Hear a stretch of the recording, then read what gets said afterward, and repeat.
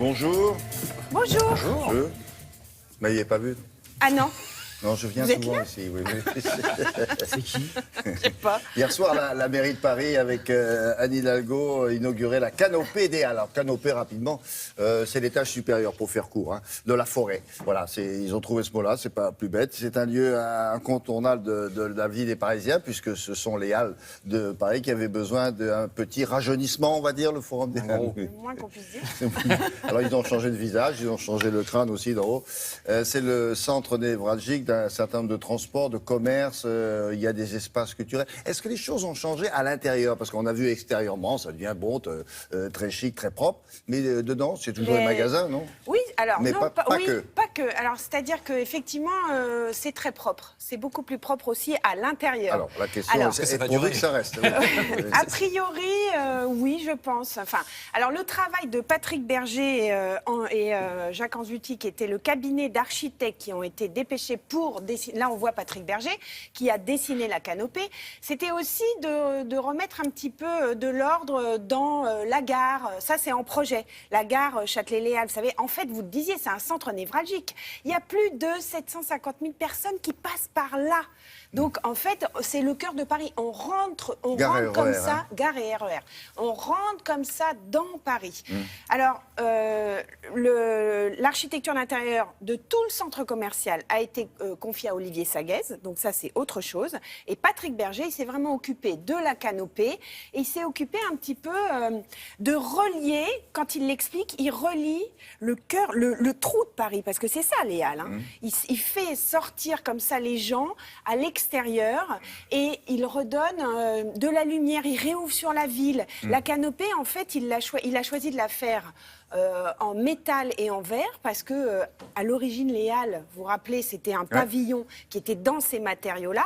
Donc, je lui ai dit, mais comment on est inspiré et comment on dessine un bâtiment comme ça, enfin même pas un bâtiment, un geste architectural comme ça. Alors il me dit, en fait, on est obligé de se mettre sur le contexte, de regarder les choses, de voir les énergies, parce que c'est quand même un quartier, comme vous le disiez, qui craint, qui a parfois de mauvaises énergies, donc de se dire comment je rééquilibre le tout, la couleur, comment je choisis les matériaux, le sens du vent, Alors, les mauvaises énergies, ça concerne plus la préfecture de police que l'architecte, mais ça, c'est une autre affaire. Oui, mais l'architecte, il est au cœur du citoyen, il est avec le citoyen. Alors regardez, vous allez voir, moi j'aime beaucoup. Ah bon, vous, alors, c'est l'essentiel. C'est bien, vous allez non pouvoir juger. Alors ici, vous êtes dans le quartier des Halles, c'est-à-dire le centre de Paris. C'est une porte de Paris, et peut-être même une porte de la métropole parisienne. Et si bien que j'ai dessiné un espace central, abrité, un espace public vertical qui constitue une montée vers Paris. Dans un paysage traditionnel, vous avez un jardin, autour vous avez une gare, vous avez des lignes de métro, vous avez un centre culturel, vous avez une médiathèque, vous avez un passage couvert. Ici, tout est superposé.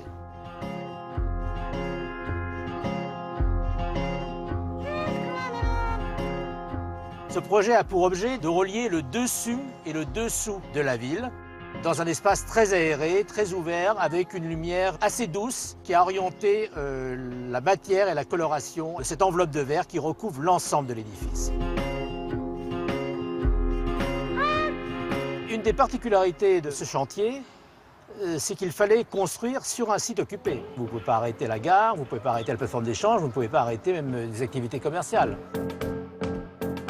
Donc il fallait trouver une solution pour construire au-dessus, c'est-à-dire où s'appuyer, sans créer, je dirais, de points d'appui intermédiaires en sous-sol qui auraient donc perturbé ou arrêté des activités. Donc structurellement, nous avons choisi l'acier à cause de sa légèreté, à cause aussi de sa préfabrication à l'extérieur, pour gêner le moins possible, je dirais, l'environnement.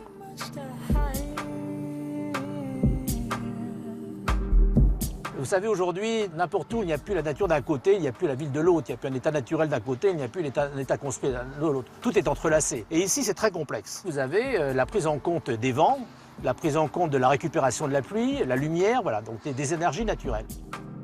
Petit à petit, ça a donné ce motif que vous voyez ici, curviligne. Au fond, la forme est née d'une certaine manière de la complexité des énergies de ce site. Cet édifice rehausse physiquement et par ses usages cet espace abrité, l'architecture souterraine, mais il le surhausse aussi symboliquement. C'est une porte de Paris qui est, disons, ouverte vers la ville et qui va certainement créer des liens dans différentes échelles.